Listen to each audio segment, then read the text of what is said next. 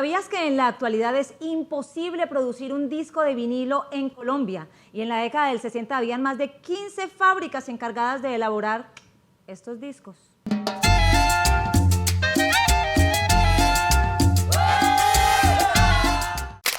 Hola, yo soy Cristina Escamilla, cantante de los Cumbia Stars, y me encuentro con Paula Costa, director y compositor de los Cumbia Stars. Y hoy les vamos a presentar la segunda entrega de la serie sobre la historia de la música tropical colombiana. Hoy hablaremos de los años 60 y es que en Colombia y en el mundo ocurrió una revolución tecnológica y fueron varios los hechos que contribuyeron a que esto pasara.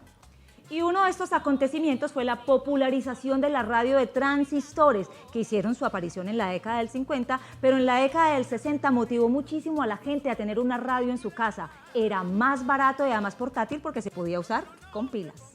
En una época donde en el campo colombiano prácticamente no había electricidad, bueno, había muy poquita, de repente, gracias a esta radio de pila, podías escuchar noticias, escuchar música, estar conectado con el mundo. Era como tener wifi hoy en día. Esto hizo que el público consumidor de música se multiplicara. Y para ese entonces, en el mundo entero habían grandes fenómenos desarrollándose, por ejemplo, como el de los Beatles, a tal punto que John Lennon afirmó que eran más famosos que Jesucristo. Sí, Cris, y además se popularizó el LP, el larga duración, donde podías tener hasta 14 canciones, mientras que en este tenías una canción por lado, en estos chiquiticos de 78 y 45, pues en este tenías hasta 14. Bueno, aunque si son dos temas de Pink Floyd, pues igual un tema por cada lado, pero bueno. Y volviendo al disco estéreo de Discos Fuentes, esta disquera innovaría en 1961, lanzando la primera edición de 14 Cañonazos, un álbum que recopilaba los éxitos del momento. Sin duda, Toño Fuentes la sacó del estadio con esta innovación y su éxito comercial fue inmediato. Tan es así que las otras disqueras no se quedaron quietas y empezaron también a hacer recopilaciones de fin de año, lo cual se volvería una tradición. Discos Fuentes, Sonolux, Codiscos, Silver tenían sus estudios de grabación y sus plantas prensadoras en la ciudad de Medellín. Y Discos Victoria, quienes tenían su sede en Cali, luego se mudan también para la ciudad de Medellín. En Bogotá pues también estaba Discos Vergara, Bambuco, la CBS, que prensaban no solo música colombiana, sino música de todo el mundo. En Barranquilla estaba Discos Tropical, que sí seguía apostándole a las grandes orquestas, principalmente de música costeña. Otro hecho muy novedoso de esta década fue que empezaron a introducirse y a popularizarse los instrumentos electrónicos en la música tropical colombiana, como el bajo eléctrico. ¿Y quién no se ha bailado o ha escuchado esto? Ese fue el primer bajo eléctrico que se grabó en Colombia. Luego este instrumento se popularizaría muchísimo y casi que todas las bandas lo empezarían a incorporar, pero también estaba el solo box y el Hammond, que eran como los papás de los teclados ahora. Y hubo un grupo que encarnó gran parte de todos estos cambios tecnológicos y culturales. Les estoy hablando de Los Corraleros de Majagual. Esta agrupación era algo como la Fania All Stars del momento, antes incluso de que existiera la Fania. Cris, y es que el señor Toño Fuentes, fundador de Discos Fuentes, se le ocurrió esta idea de unir estrellas de las músicas tradicionales costeñas como Calixto Ochoa, Eliseo Herrera, Lisandro Mesa, Alfredo Gutiérrez, Nacho Paredes, Chico Cervantes, todo este montón de estrellas, hasta Fruco pasó por ahí, bajo el nombre de Los Corraleros de Majagual.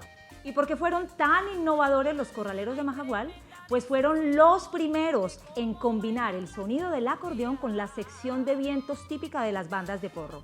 También fueron los primeros en usar el solo box, fueron los primeros en grabar con el bajo eléctrico, usaban letras también más cotidianas, más campesinas, del pueblo, usaban el humor, el doble sentido, no eran tan sofisticados y tan encorbatados como las grandes orquestas de Lucho Bermúdez y Pacho Galán. Y muy posiblemente, gracias a que la gente del campo, de la gente de los pueblos ya ahora era consumidora de música, pues este grupo, digamos que cayó como anillo al dedo y fue un éxito total. La industria de la música giraba alrededor de la radio y de la venta de discos, más que de los conciertos. La música tropical colombiana empezó a vender millones de copias, expandiéndose así y popularizándose por todo Colombia y Latinoamérica. Cris, pero bueno, ¿qué pasó con las grandes orquestas que reinaban en los años 50? Estas orquestas seguían grabando y seguían sacando nueva música, pero definitivamente los primeros lugares se los estaban como desplazando orquestas tipo Los Corraleros o las nuevas agrupaciones juveniles antioqueñas.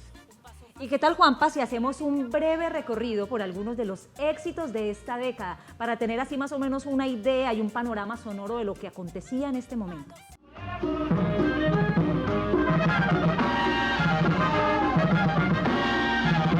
Ay, la cinta verde, la rosa roja, entre dos cosas se harán. Se oye cantar en el campo una paloma guarumera. Vamos mi Marquito, que te llevaré al 15º festival en Guarare. Pirulino se pegó una borrachera en la casa de Aquilino Preguntón. Ajá, pa' que te defienda. Así es que, suéltala, por ahí nada más. Ella baila sola. Lucerito, porque ha perdido tus raros encantos en la tierra. ¿Quién la ve tan presumida si anoche bailé con ella? Así es como empezaron papá y mamá. Y ya somos 14 y espera.